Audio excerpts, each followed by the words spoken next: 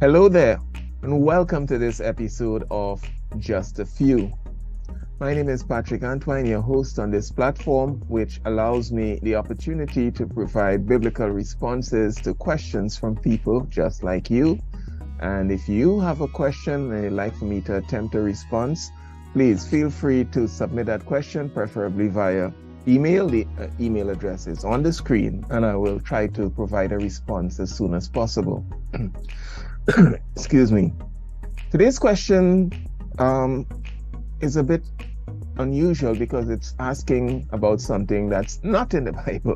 So I would not be able to take you to a specific reference to show you why something is not in the Bible, but I will give certain references in the Bible to help you to understand where this came from. So it's going to be a bit unusual. And I find when I speak freely on topics like these, I go on and on, time goes by. So I've written down my response here. So permit me to read what I have here and just put the references of scriptures that I would like for you, not just a questioner, but anyone else looking at this, if you're interested in the answer to this question, to take the time and read these passages. It's going to take me too much time to go through all of them. So the question is, why were there no Pharisees and Sadducees in the Old Testament?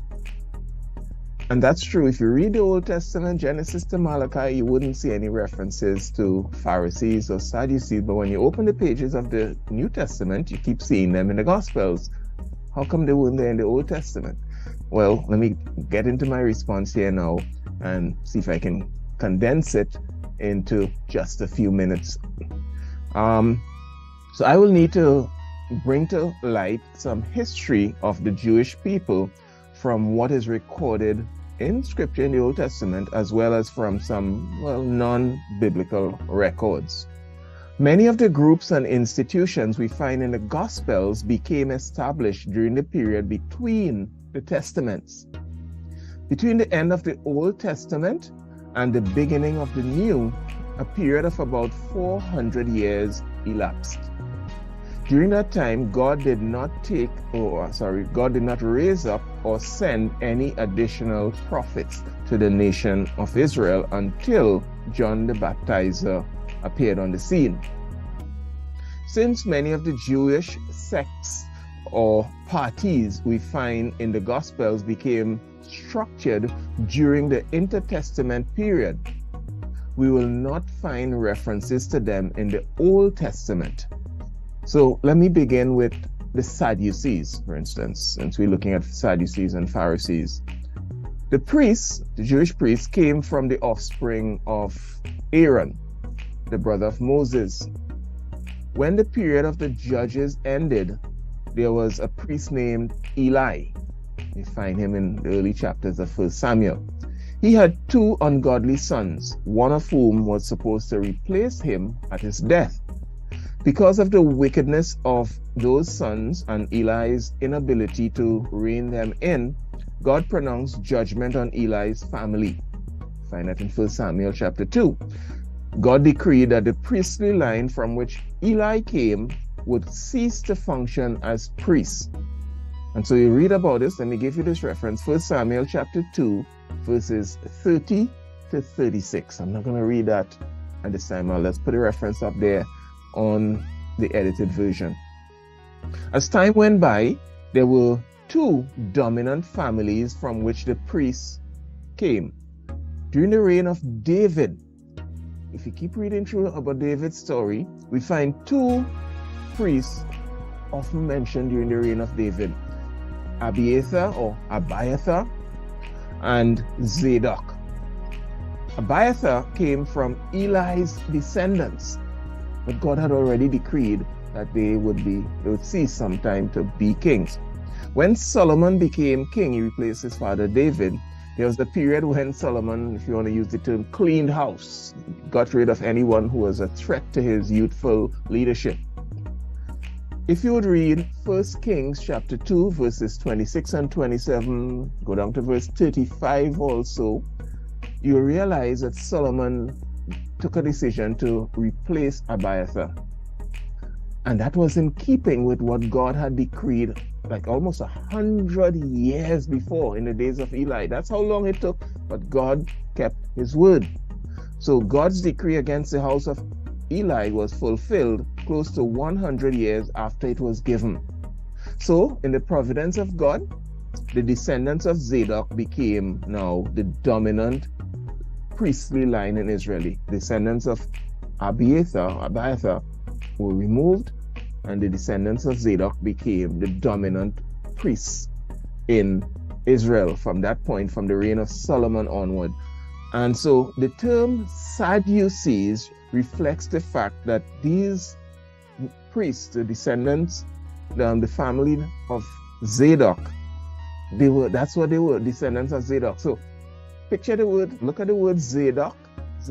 We have it in the Bible, Z-A-D-O-K in most versions, some versions has C, and replace the Z with a S. And replace the O-K at the end with U-C. So you get Sadok. Sadducees means you're a descendant of Zadok. You came from that line. Sadducees, could have called it that way. We know that we pronounce it as Sadducees. So that's where that word came from. That dominant family that God decreed, this family line will be the priest, not the descendants of Abiathar. So their main aim by the New Testament time, or all through the Intertestament time, was to maintain political control of the priesthood and the temple in Jerusalem, which was rebuilt. So they had no problems compromising with the Romans in Jesus' day to keep the power structure of that priestly family and legacy in place. So you don't see the name Sadducees or Zadokies in the Old Testament, but they were there from the time of Solomon. But they became an established party known as Sadducees during the intertestament period and in New Testament times. What about the Pharisees? After the temple in Jerusalem, the first temple, Solomon's temple, was destroyed and the Jews exiled to Babylon, the Jewish people were constantly under pressure of being influenced by the cultures in which they found themselves. So the threat to maintaining the purity of their faith meant they were often in need of periods of reformation and renewal. One such period was during the time of Ezra and Nehemiah. Pay attention to the types of reforms Nehemiah had to institute to keep the Jewish people from being influenced and corrupted by Gentile culture. And you'll find that, again, I'll just give you the reference, in the book of Nehemiah chapter 13. If you would read from verse 15 to 27, you will see the types of radical reforms Nehemiah taught it was necessary to keep pagan cultures from influencing the Jewish people who were threatened all the time by this.